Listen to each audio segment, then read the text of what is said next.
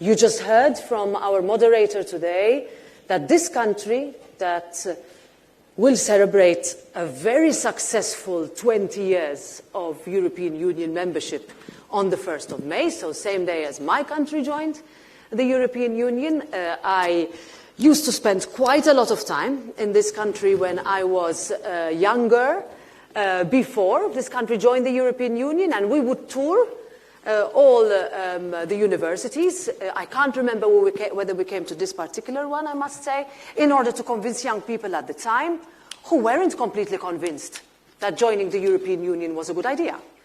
But now to you, it's probably taken for granted. Ever since you were born or just born, your country has always been in the European Union.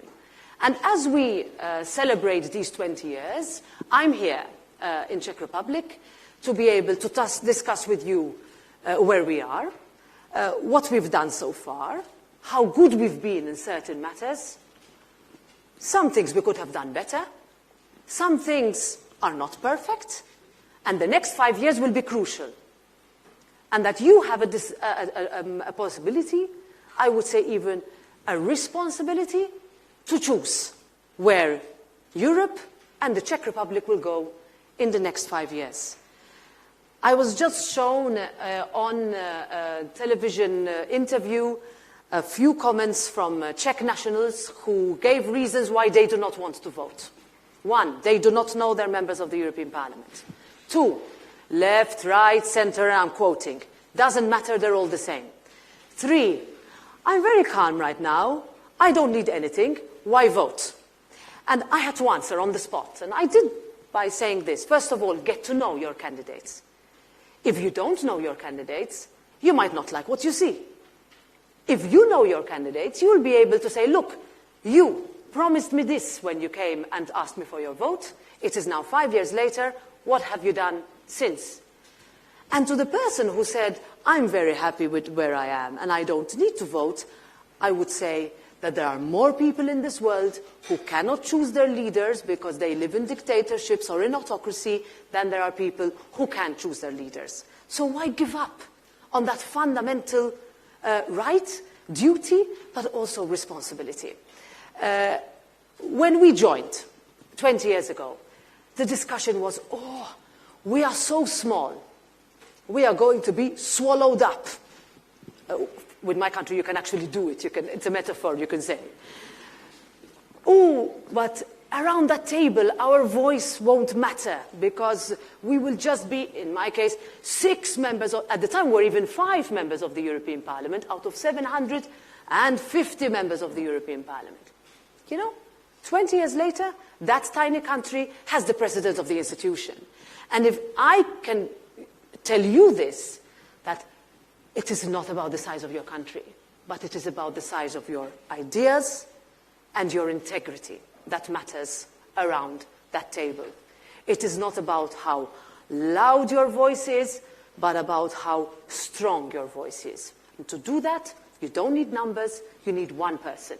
And you can do all of that in the way you change the world around you and the way you choose the people that you want to represent you. And the last thing I will say is that for some of you to consider to go that one step further, I can give you a little bit of anecdotal as to how I'm in politics, but to go that one step further and to run as candidates yourself. Now that's hard. I will ask you this question. How many of you have ever run for any election? Anything. Could be for your organization, for your faculty rep. It's usually the ones in the front row. Okay, not bad. Take the next step. Politics, back to that person who said all politicians are the same. That's not the case. It makes a difference.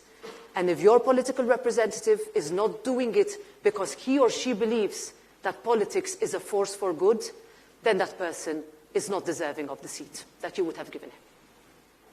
Thank you. So, if you let me speak, I'm from the south, and I talk a lot, so. It's okay. It was told me. It was told me that I should, you know. Okay. Keep At on some time. point, I'm going to start moving to see whether it's working. Well, before we continue, perhaps I would mention some of the rules. We'll be collecting 2-3 questions, a set of questions. In addition, you probably realize that we have Slido that we will be using through the event. So please use the QR code if you would like to pose the question. This is also for those of you who are not sitting here in this room, but for those of you who are online, because there are also people watching us online. And I'm using the Slido, so I'll be also selecting questions that land here from Slido.